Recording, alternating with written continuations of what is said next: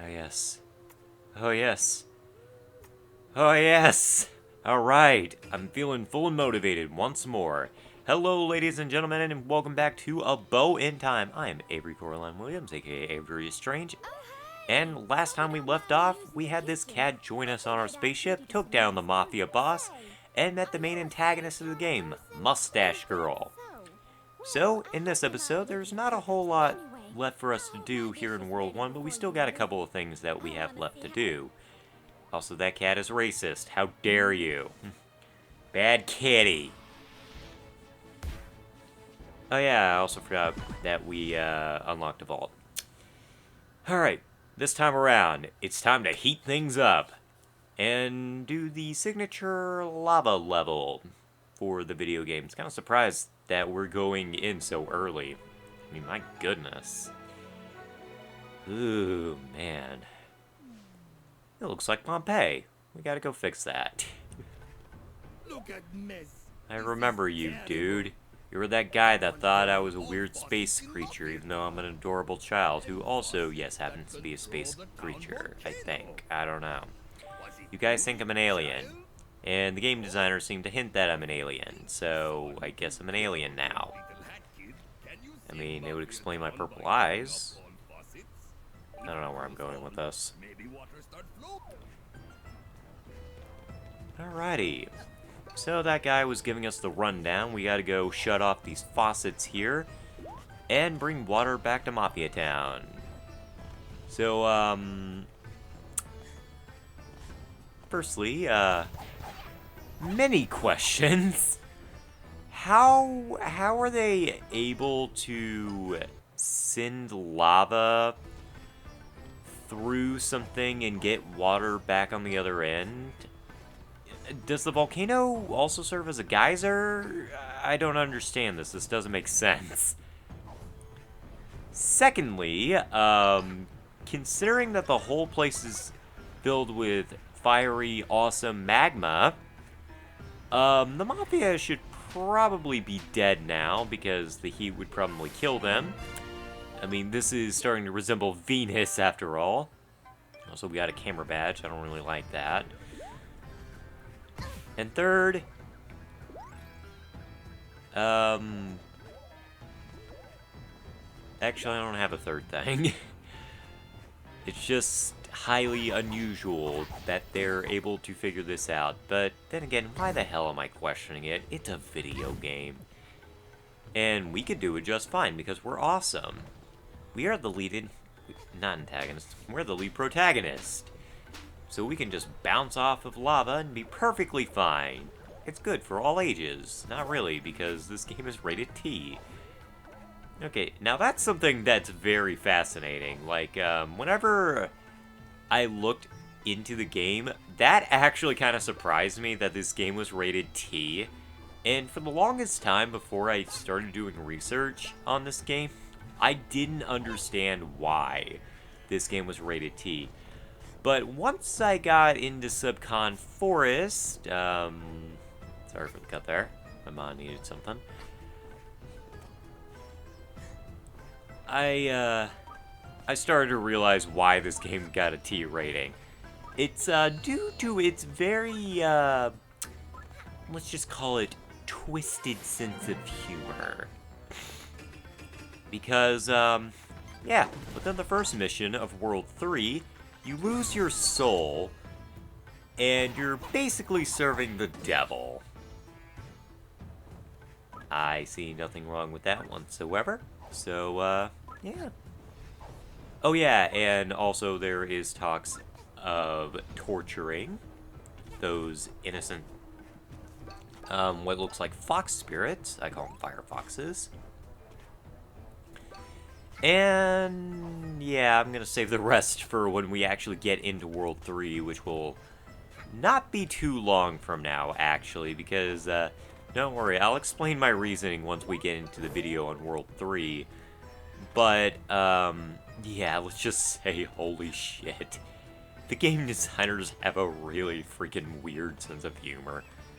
Although I appreciate that. I appreciate that for a T-rated game, it's actually kind of light and fluffy. It's a very fun-loving game. It's very silly, very goofy, and not overly dark, actually. The game is, I would argue this is kind of like just barely a rated T game. I would say at worst, it's maybe like a really high rated E10. And honestly, I think those like 10 and up can really appreciate the game for what it is. But a teenager and a young adult are gonna really get this game's sense of humor and just how friggin' twisted it is. Because, you know, they've been alive longer and they've since, you know, experienced death and, you know, have started learning about things that are a little more twisted thanks to the wonders of high school and middle school and all that fun stuff, you know? I don't know where I'm going with this. But yeah, that's just something I appreciate about A Hat in Time. And I guess another really interesting thing that I really actually do appreciate about A Hat in Time is, actually I like the way it tells its backstory and stuff.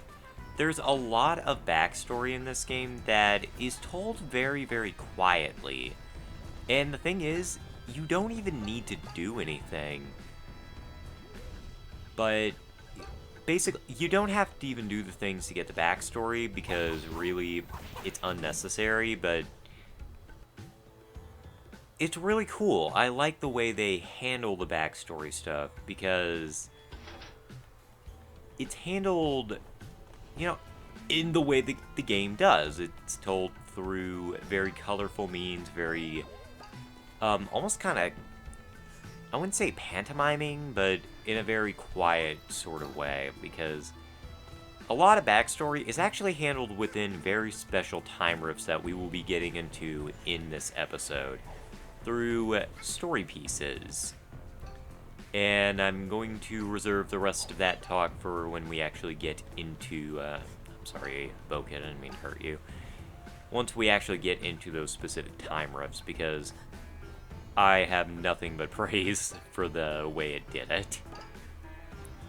But anyway, we have completed our mission here and brought back the water to Mafia Town, even though it's still very magma-filled. You know, I actually kind of like that. Magma's not just gonna go and... You did it. Did they just call me Hat Kid? I'm not Hat Kid! I'm Bow Kid! Why do people keep confusing me for her? I mean, I know Hat Kid's adorable. Is it because I'm wearing a hat? And because no one knows my name? Ugh, it's just so offensive. It's so rude. How rude. Where was I going with that? I have no idea. Anyway, on to the next. Alrighty. Well, that takes care of the main stages here in Mafia Town, but we're not quite done yet. We have 2 time riffs that we still need to do. And since level 7 is locked behind a specific power-up that we won't be getting into until World 4, we might as well just clear up the time rifts while we're at it. So, the way to get to this particular time rift is to follow the rocky path. If you're not following the rocky path, you are going to get lost as fuck. And trust me, while I was recording this, I got lost. I still get lost trying to find the Bazaar, but I am getting better at it. I am getting better at remembering landmarks and stuff, so like I said, follow the rocks, and you'll be just fine. Alrighty, so, welcome to Time Rift number 2. This one's pretty easy as well. There's not really a whole lot to talk about with this particular time rift. Although, it does remind me of a particular special stage from Super Mario Sunshine that managed to make its way into Galaxy 2. Now, if you don't know what I'm talking about, in World S of Super Mario Galaxy 2, the game remade a bunch of retro stages into brand new stages with different objectives. One of those stages was the Rico Tower stage in Mario Sunshine. You guys remember that one, right? It was actually the easy one. out of all the rest of them. Well, there was a secondary objective in the Galaxy 2 version.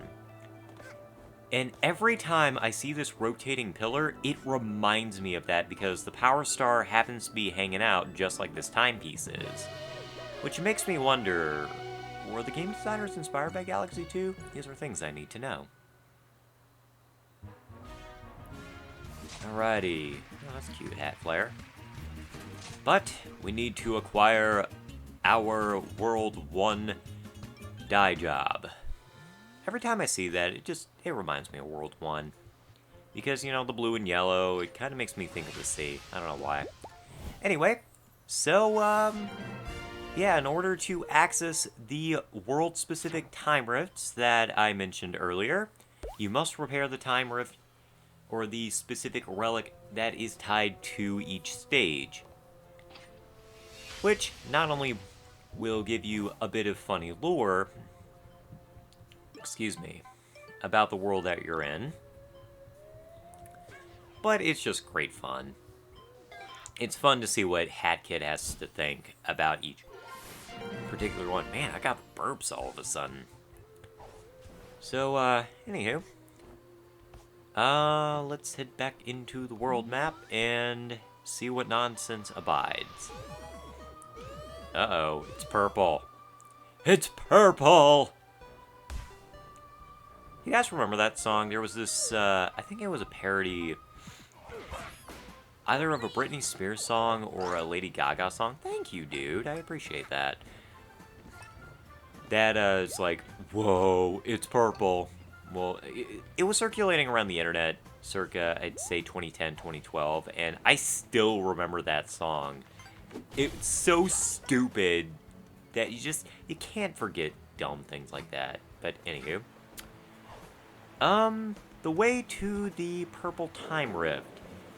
I'd say follow the outer edges of Mafia Town, and you'll do just fine. It's right here on the beach that we have spent so much time hanging out in recently. It seems that we just can't escape it, and who can blame them? It's a nice beach. And look at that water, it's just, I would definitely hang out here. So anyway, let's enter.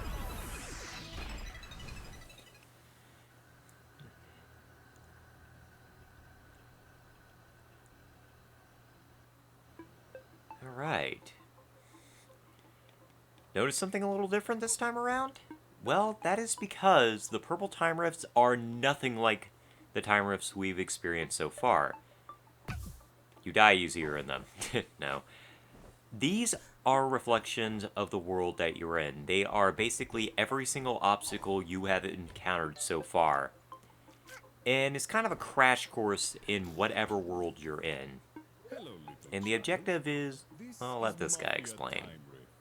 Timepiece hit Mafia in head, and now Time Rift filled with Mafia thoughts and dreams. This Time Rift is simple. Simple like Mafia. Just how Mafia like it. Rules of Time Rift. If you die, you start over. You need rift pawns to go deeper. That is all the rules. Please, tread carefully in Mafia Time Rift. Mafia like to experience fast. Alright. So, that is our objective. Our objective are to get these special pawns that will unlock these portals that will take us deeper into the rifts. And, I gotta say, these are actually some of my favorite levels in the game. Mostly just because I've always been a big fan of games that create these kind of obstacle courses to teach you, well, to kind of, what am I saying? To test you in everything that you have learned so far. Okay, there we go. And it's honestly, these stages are just so well crafted, and they're not exactly the same as the world you're in, because there are light differences between the rift areas and the worlds that you're in. Some of them will actually feature bad guys that you have to fight, And some of them will actually be kind of empty. But usually you're going to be encountering a bad guy running around in there. Usually relating to whatever the world's main enemy of choice happens to be. But alongside testing your skills, you will also be unlocking that world's storybook. And this is what I was talking about earlier by what I meant by I really enjoy how the game tells its lore. These storybooks are a nice way, they're a nice but optional way to get some extra information about the world you're in.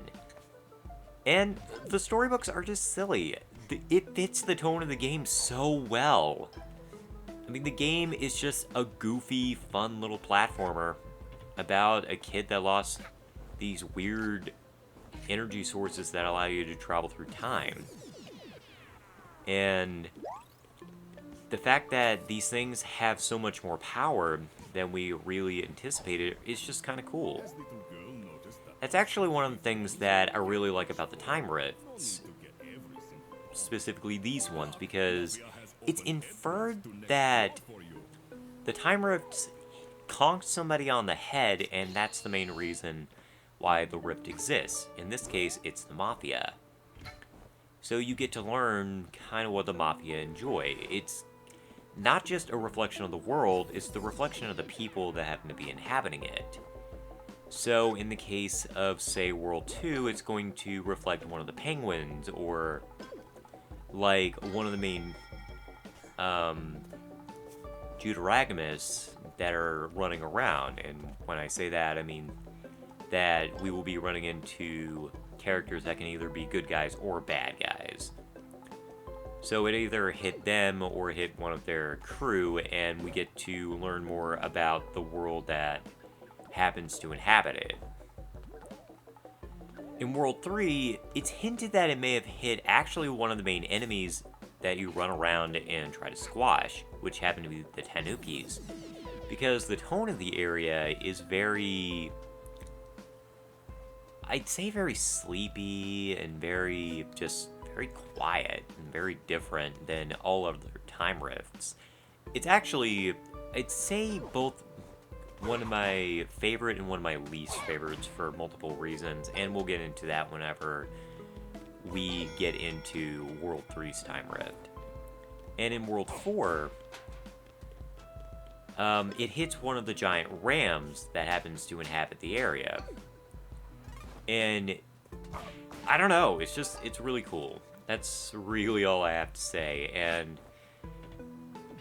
I was trying to explain the relics in my explanations and stuff. I may have, may not, I don't know.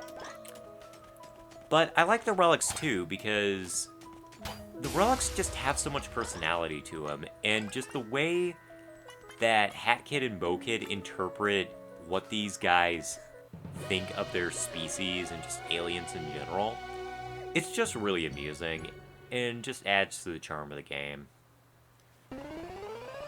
So, anyway, let's see what the Mafia's Grand Voyage is all about. It starts off at a factory full of Mafia. The Mafia leader turned out to be a janitor and dreamt of more. So we forwarded an expedition to an uncharted island. They played on the boat for a little while, and eventually came across this giant town, and claimed it in the name of the Mafia. I like that. It's a nice little story. And, there we go. I think with this new color scheme, it tells us exactly where we're heading off to next. So, next time on A Bow in Time, we will not be heading into World 2, but we will be heading into the Subcon Forest to meet up with the fan favorite character. So, until then, I've been Avery Strange, and thank you for watching. Bye!